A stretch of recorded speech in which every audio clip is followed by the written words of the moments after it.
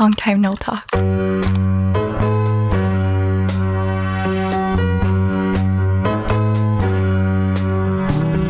So I've been wanting to do like a soft reset, and the reason I call it a soft reset is because I was gonna do like a whole mid-year reset thing, and I realized that it is not mid-year anymore. It is past mid-year already. So I'm kind of like the type of person that has to start on a Monday, but I'm trying to like get in the habit of like, it doesn't have to start on mid-year exactly. It's like you just gotta start today, and that's totally fine. So I wanted to redo my vision boards. And this is something I've been doing for a few years now with my friends, and we usually do it at the beginning of the year. But I was in Japan and like coming back with a newborn and just really busy, and then suddenly it's almost August. It's never too late to start, and it's very fun to like reflect on where you were last year, what you wanted out of life, and what came true, as well as like what shifted. Like maybe these things are not even important to you anymore. A month after I made these vision boards, I got pregnant. So this side came true super quick, and then like the rest kind of just got on hold because I was super nauseous for the whole like beginning of my pregnancy. I have a lot of things I want to change out. And one of the things I really want to work on this year is to be a better villager. I don't know if you've seen that quote around. You probably have. It's like, everyone wants a village, but no one wants to be a villager. So just really focusing on community building, both online and offline, and also giving back to my community. So this morning, I signed up for a beach cleanup. So I'm going to go to that, and I really want to do more of that. I'll show you guys how to do this after, okay? But first, I think I have to get ready to go out.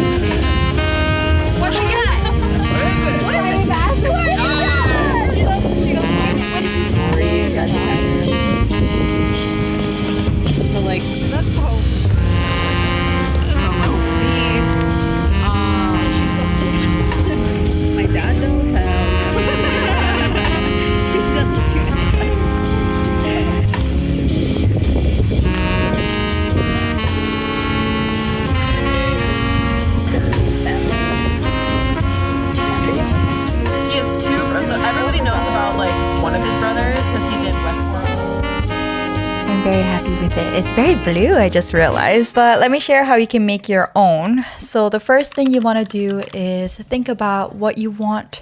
What is your dream life? What you want to manifest more of for this year or the rest of the year.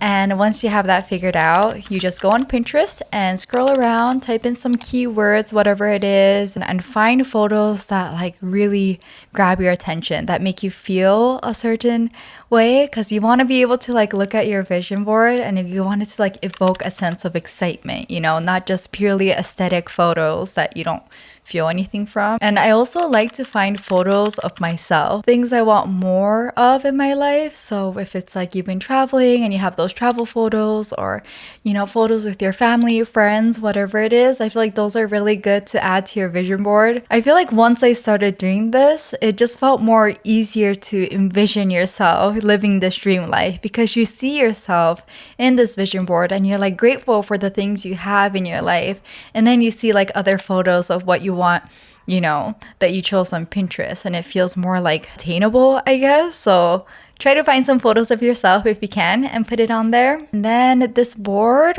this is what I always use it on.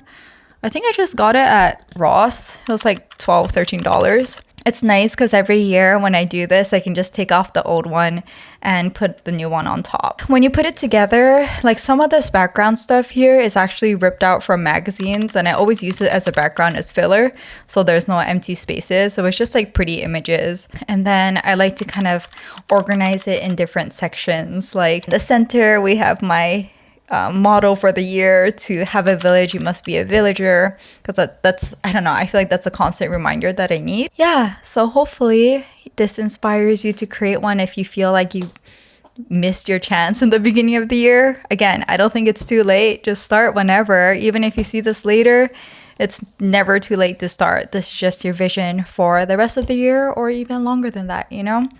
There's no timeline.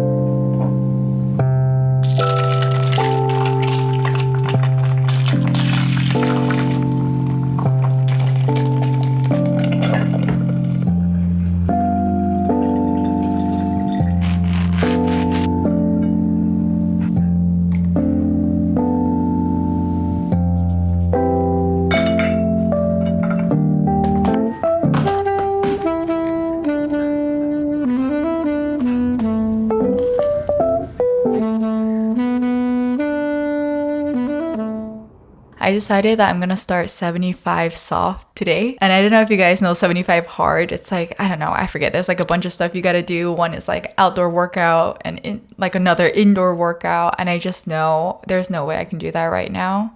So they have 75 soft, which is a gentler version of that. But I also don't think I can do that right now. So I'm making my own 75 super soft, which to me is going to be just like, my priority is getting some sort of movement every day. Right now I surf, but Jack's mom is going to leave soon, so I don't think I'm going to be able to surf as much. So just some sort of movement. I want to up my water intake because I am always dehydrated. So I finished one this morning. I'm trying to do at least 3 of these a day. I think this is like 32 ounces. So hopefully a little more than 3. And then the last one is just being a little bit more mindful of what I eat. I don't want to be super strict with it, but I'm kind of a lazy person when it comes to making food for myself. So in the morning, I'll do like toast and peanut butter or something. But I want to be more mindful of protein intake because I feel like it would just keep me full longer. Like this morning I made toast and eggs, and I ate half a toast and 1 egg, and that filled me up way more than my toast with peanut butter. So I am someone that needs an accountability partner. I feel like there's a part of me that doesn't want to let other people down, so I'm just going to use that to my advantage. So I texted 2 of my friends to see if they were down, and they are. So it's just nice to like text them. I'll like text them when I finish my water, or if I work out, I'll send that to them, and then they'll send me their updates. And it's like a good reminder to be like, especially the water. I always forget the water. So it's nice to be like, oh, I should drink more water if they send me that they finished their 2nd bottle or something. If you guys want to join, it's never too late to start, just for funsies, and you can make up your own rules, you know? You can do a 75 super, super soft if you want.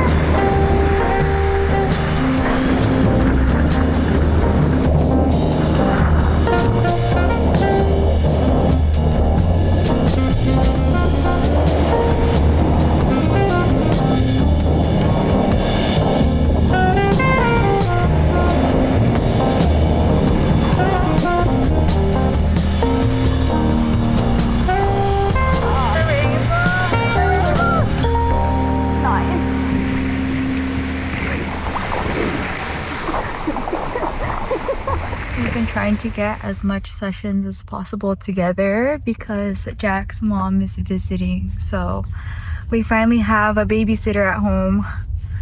It's something I didn't fully think about. It's like, oh, we can't surf together anymore. We have to take turns unless we have somebody watching our baby.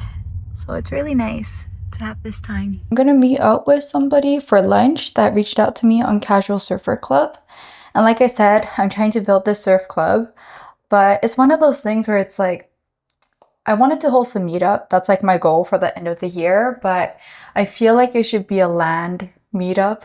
Like, I don't know, a yoga session that's surf focused, or maybe like a surf wax making workshop or something where people can get together, like casual surfers can get together, exchange numbers, have a good time, and they can kind of all surf on their own time. Because I don't know, I don't think I can host a paddle out session. Like, I don't want to bring a bunch of people to a surf spot. I just feel like that's a bad idea. So but I have been doing like one-on-one meetups like this. Like today I'm gonna go have lunch with somebody, and sometimes I'll go out and surf with people, and that's been really fun. Everyone has been super chill, like my type of people. So yeah, if you know anyone, yoga instructor, someone that wants to collab, please send them my way, because I want to host something with a bigger group, just not like in the water, you know.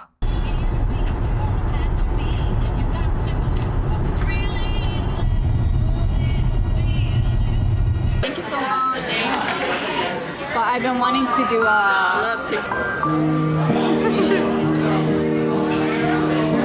so like we were traveling before COVID hit, so just like editing those and then putting that on.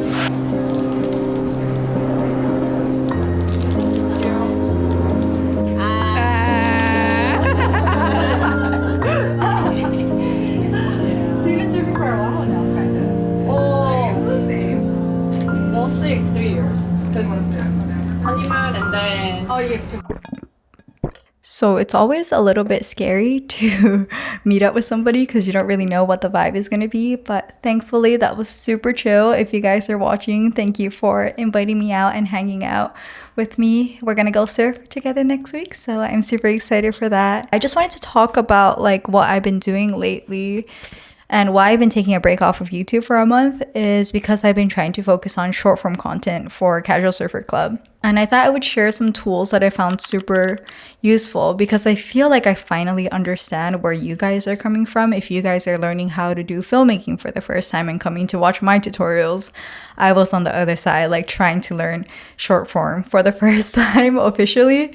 So some things I've been using is CapCut for short form is so good. Like I never really understood the hype because I use DaVinci for my long form content, and I will still use DaVinci for YouTube, I think. But for short form where I don't have to color or anything, it's really nice because they have all these templates for text and graphics, captions, sound effects. Like it's already built in, super easy to use and customize. So that's been really fun, just like testing out these new styles, and learning the short form brain has been a little bit difficult, but also just like having fun with it. Someone I recommend if you're looking for tutorials for CapCut is Matt Louie. I don't know if that's how you say his name, but his tutorials are so easy to understand. He has a very calming like voice and presence, super easy. I do have the desktop Pro version because I like to work on my computer. I don't really like to edit on my phone. It just takes too long. I also started using Workhorse. This was created by Julia Bloom. I think she's like a social media strategist, but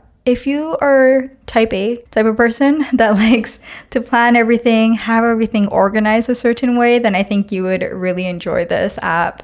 It is a monthly subscription, but I think it's worth it if you're trying to get into social media. You can create like these different projects. So I have one for Weagle Film and one for Casual Surfer Club. And right now I'm just focusing on one, but you can plan your content weekly and it gives you ideas if you're stuck. It has a timer. I don't know. I just like the way it's laid out. It can be very overwhelming trying to post. It's not like YouTube where it's once a week. I try to post a lot more frequently. So it just gets like confusing like when should I post what, and is it overlapping too much? So just seeing it laid out like that helps a lot. So my workflow right now is I use Notion for like a brain dump. I just throw everything on there. Once I'm ready to like kind of decide where I want to put those, I will go to Workhorse and kind of put it into a specific day so I know where it's gonna go, and I'll kind of like plan everything in there. And once I know what I want to film that week, I have like a page on Notion that's just my shot list. So I have it on my phone, so when I'm out and about and I'm like, oh, maybe I can film something right now because I'm outdoors, then I'll look at that and then just check off whatever I need to film. So that's my workflow right now. If you are trying to get into short form, that's what I've been doing, and maybe eventually if I become really good at it, I can do a tutorial. But right now I am on the other side as a beginner learning for the first time again. But it's been really fun. If you are a surfer or a casual surfer, if you're good, don't follow me, but if you are a beginner, come and join us at Casual Surfer Club. So that's primarily why I've been taking a break from YouTube, but the other reason why is because I've been doing some reflecting on how I want to move forward with some of the sponsored videos that we do, because I have been trying to do this more full time, and I got some comments from people saying like they don't really like the sponsor stuff because it feels too salesy maybe, and that is my fault 100%. I feel like I've been maybe only focusing on the highlights of the camera, just trying to get like all the specs out and not really going over the downsides of the camera and stuff. So I want to make sure that I'm talking about everything, like things that is really great as well as things that I wish could improve about the camera. So you're getting more of an honest, like real review instead of just a highlight reel kind of thing. It has been a learning process for me. I've been a wedding videographer for most of my life. So getting into this, there's just so much to learn. Like I said, I do want to build this village both offline and online. So the notes and the comments really help me understand what you guys want to see, because there's no point of me posting things that you guys don't want to see. So I will be doing more sponsored posts, but I'm going to approach it differently now. So thank you guys for the feedback. Yeah, and all you returning viewers that comment consistently, I love you guys. Thank you so much for giving us the space to create and to making us feel supported and seen, because that really helps us keep going, where I feel like we are building some sort of little village in our corner of the internet. So thank you. I appreciate you.